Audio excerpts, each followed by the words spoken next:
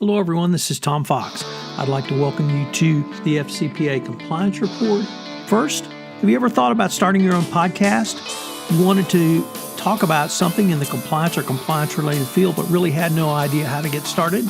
Take a listen from our sponsor, One Stone Creative. If you are enjoying this show, you might enjoy hosting your own.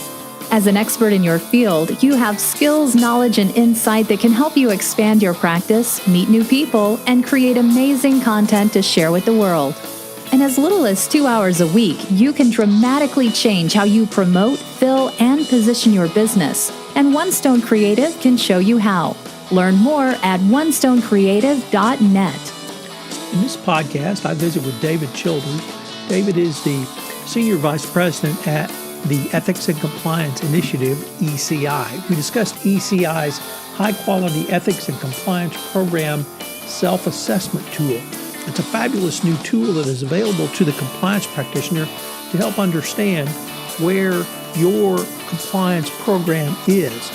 We take a look at the underlying principles of a high-quality ethics and compliance program, the design of the self-assessment tool, the 5 operational areas of an ethics and compliance program, what the self-assessment tool is designed to manage, what are the 4 categories of reporting information for each principle. So this self-assessment tool is something every compliance practitioner will want to use. Finally, the FCPA Compliance Report is a part of the Compliance Podcast Network.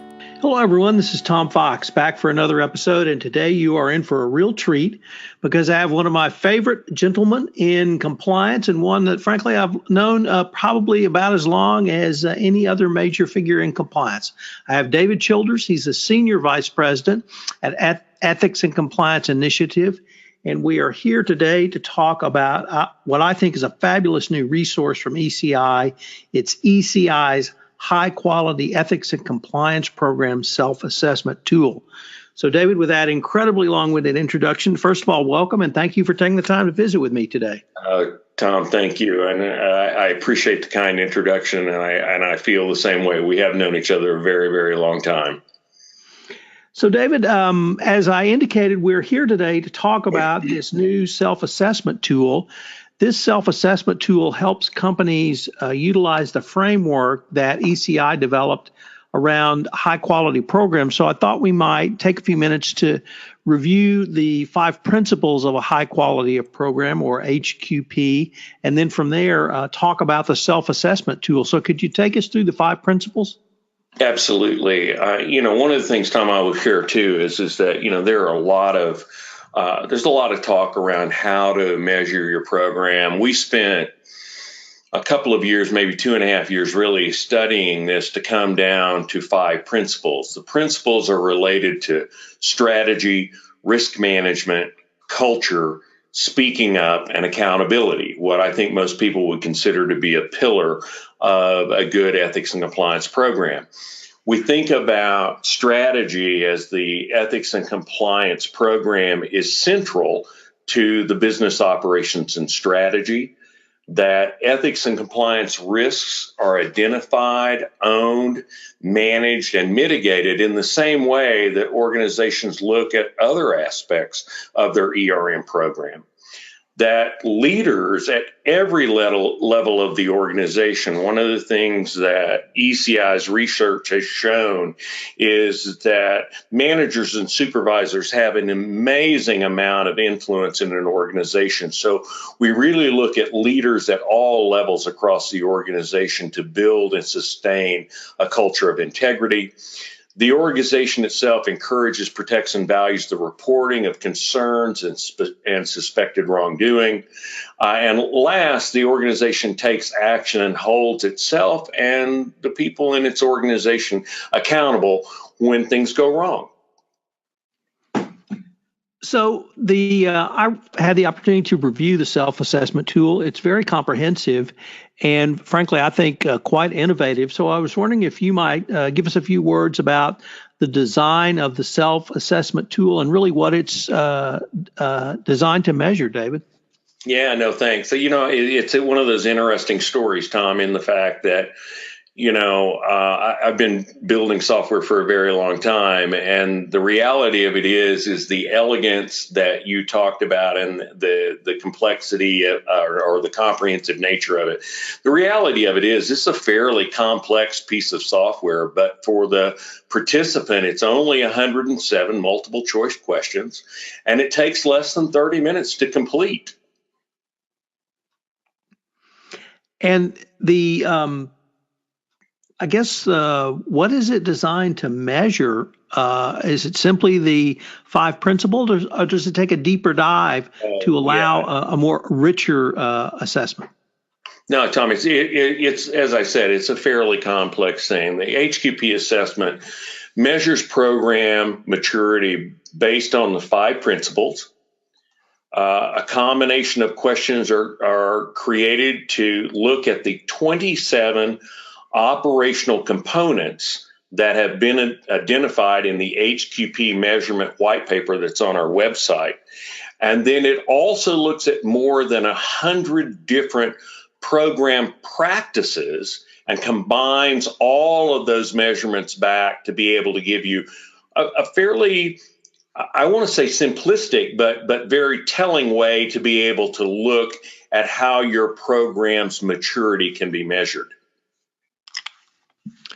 So, David, there is, I'm going to call it a white paper. I'm not sure if that's the right terminology, but there's a fabulous resource that I'm going to call a white paper, which is entitled the HQP Measurement Framework.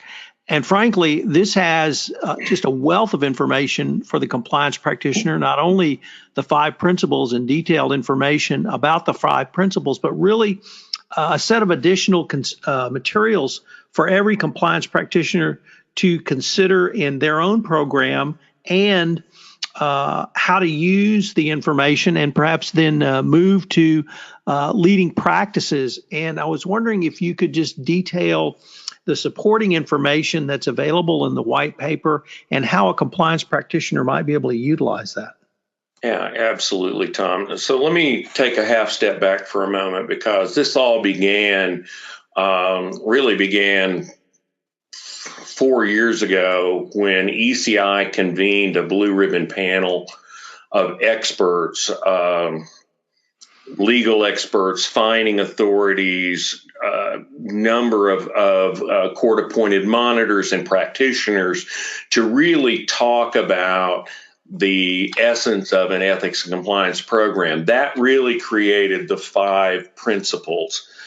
After we had those 5 principles, a working group from ECI worked for over a year, and these are well established, some practitioners from some Fortune 50, Fortune 100 companies with a lot of experience talking about what to measure, what to consider, how to look at an ethics and compliance program. That process was so telling that we ended up doing 2 rounds of open dialogue to the industry, asking for feedback and commentary. And we took all of that, and then we combined it into another white paper, which is also on our website, that we presented to the Department of Justice, asking them to review the way in which we believe that the HQP could be established, that an organization could actually demonstrate the value of their program, and really wanted to have the DOJ's feedback on that. When they were very excited about the direction that we were going, because the value of an ethics and compliance program, or the quality of an ethics and compliance program, goes a very long way to helping mitigate if you're in a difficult situation. So what that all ended up providing back is a bevy of information around what you can measure and review, what questions as an ethics and compliance professional you should consider asking of yourself or your team as you begin to look at your ethics and compliance program, where there are sources of information available associated with the various practices, whether those are regulatory best practices associated with some of the case law that has come out of this, and then ultimately looking at the practices, the leading practices that illustrate high quality programs. One of the things I really like about the HQP maturity white paper that you talked about is that it talks about things that if your program is doing well, these are things that you should hear from your stakeholders. These are clues that you have a really solid program. And then we also talk about things that potentially that you don't want to hear. And one of the things that we're doing right now, because as I said, this is a lot of information, we've actually created a deck of cards that we'll be handing out at our Impact conference this year to really help people digest this material in more of a fun way, because some of those questions are there, and we felt like a deck of cards might be a fun way of being able to do that. David, you brought up a really interesting point, which led to an area I wanted to explore with you, and that area was how a compliance professional might use that assessment. But now let me take a step back and talk about your remarks on the Department of Justice. Probably most of my listeners are familiar with the 10 hallmarks of an effective compliance program, and this self-assessment fits directly into the hallmark of ongoing monitoring by a company is mandated to monitor its own program and then remediate or improve as appropriate. But also from the Department of Justice's perspective, they continually ask us, how can you demonstrate your program is effective? So if a company finds itself embroiled in an FCPA investigation or in front of the SEC or DOJ, they have to be able to present solid factual data that the program is effective. And this maturity model or assessment would help a company first see where, if their program is effective, if not, what are the deficiencies, and 3, with the information presented in the framework, help a company to understand what they need to do to move towards having an effective program. So it seems to me that a compliance practitioner can use this really in a variety of ways, from literally sitting at their desk, kind of working to see where our program might be, benchmarking, but if a regulator comes knocking, they certainly have the data to demonstrate effectiveness. Well, Tom, we agree with that completely. It's one of the reasons that we built it. I think there are a couple of things that build on what you're talking about. One is the fact that this is a fairly non-invasive way. I mean, as you know from taking it, this survey doesn't take long to do. The information that you gain from it is quite telling. So the opportunity to be able to do this throughout a year or over a period of time as you're making changes to your program is also something you can hold, because it creates a great baseline for improvement. The other thing that we're already starting to see from some of the data that's coming from this is the fact that there is actually a template, if that's a reasonable word to use, for different industries. From your work and your experience that in some cases, based upon the risk profile of an organization, you may not need to be at 100% of the capacity for an ethics and compliance program. 70% may be more than justified in being able to do that. Some of the things that we're seeing in the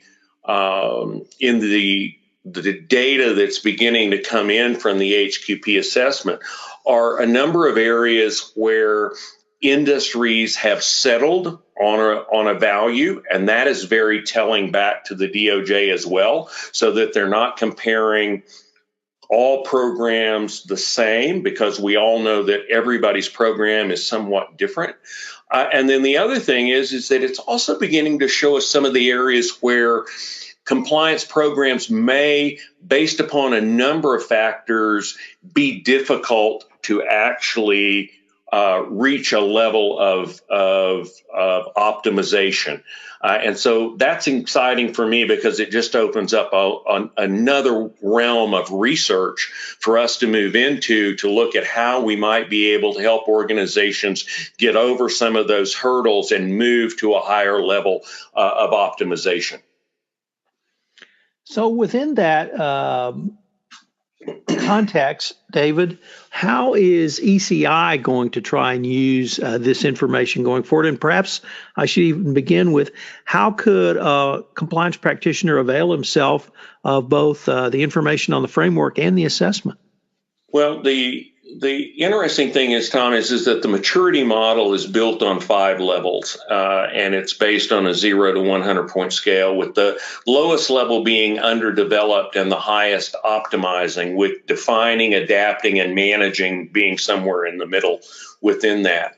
The nice thing about it is that if you go back into the areas that we talked about in terms of the illustrated practices, the different areas of measurement, it makes it very easy for a compliance professional to look at their program, make the assessment, and then begin to look at the areas within their program that they could potentially improve, areas that they're doing very well in, that they might be able to emulate.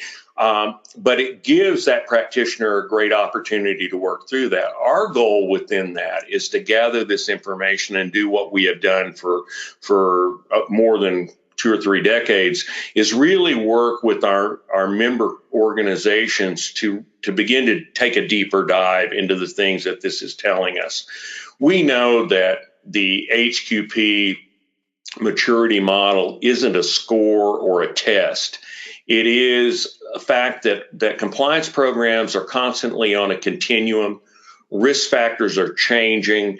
It is, as you mentioned earlier, the responsibility of an organization to constantly assess and make sure that their program is meeting the risk needs of their organizations.